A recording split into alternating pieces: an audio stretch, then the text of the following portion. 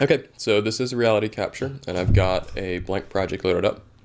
And to get started, I'm going to load up my images by going to the Workflow tab, hitting the Folder button,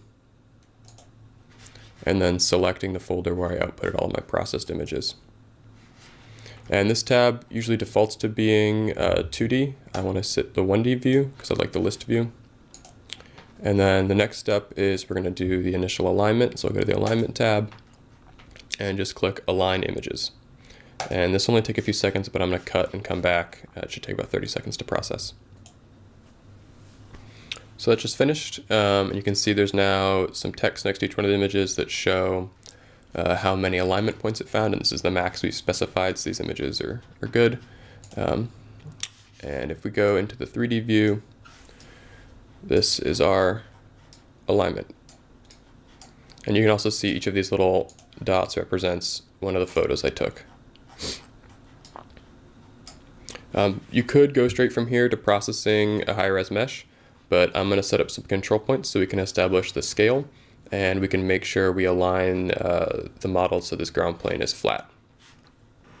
So from here I'm going to jump back to the 2D view and I'm going to start looking at images for easy to recognize control points that have a nice sharp detail that I can pick out in multiple images. So right here in this paint splotch there's a little piece of dust right here, and I'm going to use that for my first control point. So I'm going to click the control points tool. I'm going to put a control point right there.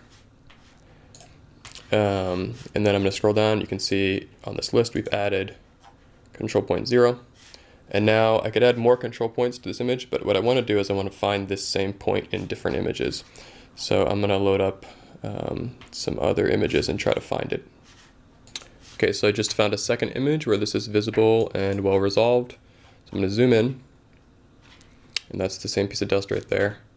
And I'm going to scroll down, and I'm going to grab point 0 here, and I'm going to drag it out to here. And then if you want to tweak the position, you can grab this point and adjust it. And if I open this up, it'll tell me how far apart it thinks my selection is, and this says 0, which is really good. So I'm going to find this on one more image, and then I'll move on to making a second control point. So here's my third image. I'm going to zoom in, grab point 0, and place it. And if you look, it now says I'm 0.1 pixel distance. That's really good, so I'm going to keep that where it is.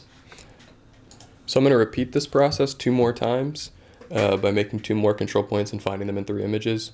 And I want to pick control points that are across the plate from each other, partly because I want to define scale with one of these distances, and also because if you're trying to establish the angle of a ground plane, picking points that are further apart will be more accurate. So I'm going to cut and come back when I've found all 3 of these control points. Okay, so I have 3 control points picked out now, and I've got them all down here. And I'm going to define each of these as a ground control point. And then the other thing I'm going to do is I'm going to define a distance constraint. So to do that, I need to load up 2 of these images at once so I can see 2 of these control points. I'm going to go to Alignment, Define Distance, and then I'm going to select one of these points, click, and drag across to the other point. And now I have a constraint, and there's a distance I need to specify. So I'm going to go over here to the distance property, and I'm going to put this into Unreal, and I want it to be roughly 200 units across, 256 units across. So I'm going to type in 256. And now that I have 3 control points set and a distance defined, I'm going to go back up and I'm going to say Align Images again. So with my images aligned, if I go to the 3D view, you can see I've now got this coordinate setup defined. So these 3 points are determining the angle and position of the ground plane, and then there's another line determining the distance to give us scale. And from here, before I can process the high-res mesh, I want to limit my processing just to this area where the actual rubble is. So I'm going to go to the Reconstruction tab. I'm going to hit Set Reconstruction Region. I'm going to say Set Automatically. And then I'm going to click on the edge, and it'll give me a scale widget. I'm going to bring this in, and I'm going to cut out the table, and I'll bring this up a little bit. And if you don't do this, it'll process all the other points and it'll take a lot longer. So from here, we're ready to process the final mesh. You can choose to do normal detail or high detail. High detail will look a lot better. On this, I'd estimate normal detail will take a half hour and high detail will probably take about 3 hours. Generally, I will do high detail, but if I know I'm going to be doing a heavy sculpt pass, and this is just a base mesh, I'll just do normal detail because I don't need the extra resolution. Now I've already processed this mesh, and this is a comparison of the quality of a high detail versus a normal detail output. So this is high, and this is normal. So you can see there's more surface texture, but also the forms are better resolved, and it's overall a lot better starting point.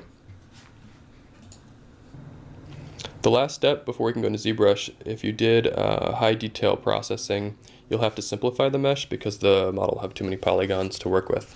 So I'm going to go back into reality capture. So I'm just going to pop over to the simplify tool, and I'm going to make this 10 million and hit simplify.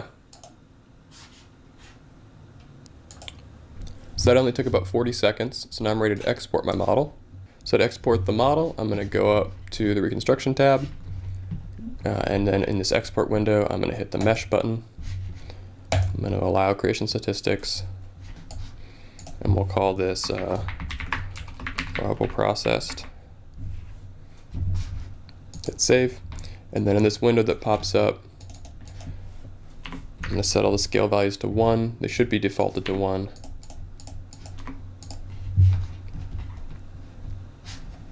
And then I'm just going to hit OK.